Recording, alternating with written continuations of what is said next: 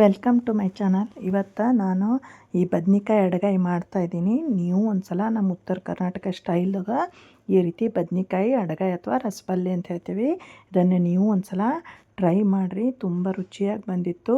ಹಾಗೆ ನಿಮ್ಗೆ ಮಾಡೋಕ್ಕೂ ತುಂಬ ಸುಲಭ, ಭಾಳಷ್ಟೇನ ಹಿಡಿಯಲ್ಲ.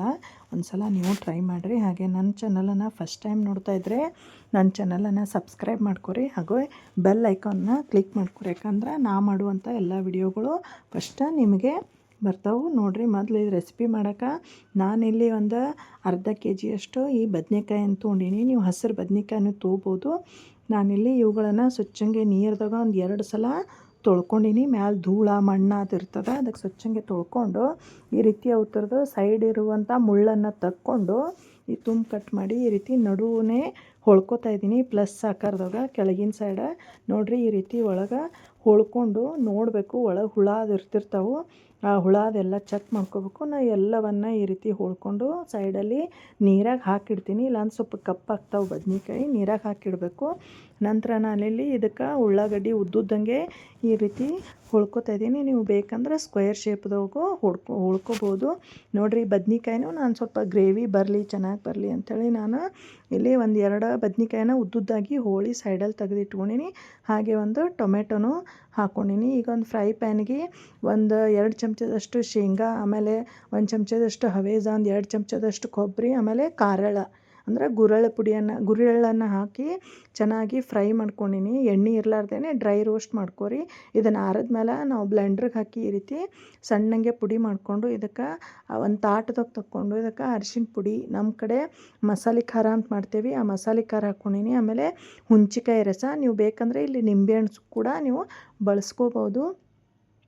ಹಾಗೆ ರುಚಿಗೆ ತಕ್ಕಷ್ಟು ಉಪ್ಪು ಹಾಕ್ಕೊಂಡು ಈ ರೀತಿ ಕಲಿಸಿಟ್ಕೊಂಡು ಏನು ಹೋಳು ಇಟ್ಟಿರ್ತೇವಲ್ಲ ಈ ಬದ್ನಿಕಾಯಿ ಒಳಗೆ ಈ ರೀತಿ ಫಿಲ್ ಮಾಡ್ಕೋಬೇಕ್ರಿ. ನೋಡ್ರಿ, ನಾ ಹೆಂಗೆ ತುಂಬಾಕತ್ತೀನಿ, ಚೆನ್ನಾಗಿ ತುಂಬ್ಕೋಬೇಕು. 4 ಸೈಡ್ ಏನು ಇರ್ತಾವಲ್ಲ ಆ ಜಾಗಕ್ಕೆಲ್ಲ ಫುಲ್ಲ ಪ್ಯಾಕ್ ಮಾಡ್ಕೋಬೇಕು. ನೋಡಿರಿ, ಈ ರೀತಿ ನಾ ಎಲ್ಲವನ್ನು ಇದೇ ರೀತಿ ತುಂಬಿಕೊಂಡು ಸೈಡಲ್ಲಿ ತೆಗೆದಿಟ್ಕೋತೀನಿ. ನೆಕ್ಸ್ಟ್ ಇದೇನು ಪಲ್ಯ ಮಾಡುವಂಥ ಬಗೋಣಿಗೆ ನಾನು ಸ್ವಲ್ಪ ಎಣ್ಣೆ ಜಾಸ್ತಿ ಹಾಕೋರಿ, ಅಂದರೆ ಚೆನ್ನಾಗಿ ಫ್ರೈ ಆಗ್ತಾವೆ.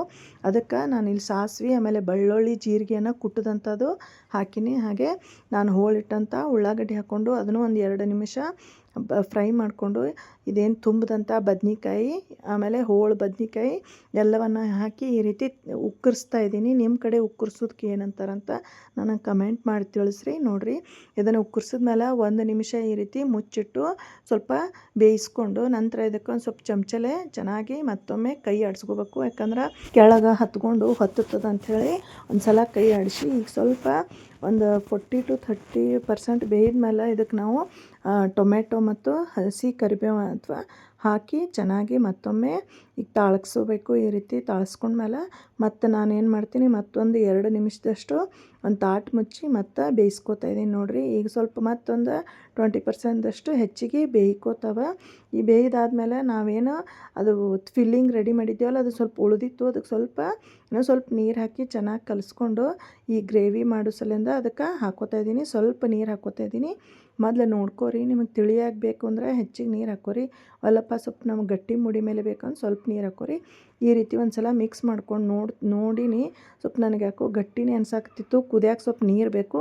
ಅದಕ್ಕೆ ನಾನು ಇನ್ನೊಂದು ಅರ್ಧ ಬಟ್ಟಲದಷ್ಟು ನೀರು ಹಾಕಿ ಮತ್ತೊಂದು 2-3 ನಿಮಿಷ ಕುದಿಯೋಕೆ ಬಿಟ್ಟೀನಿ. ನೋಡಿರಿ, ಎಷ್ಟು ಚಂದ ಕುದಿಯಾಕತ್ತದ. ನಿಮಗೆ ಸಾಫ್ಟ್ ಬೇಕು ಅಂದ್ರೆ ಸ್ವಲ್ಪ ಹೆಚ್ಚಿಗೆ ಕುದಿಸ್ಕೊರಿ.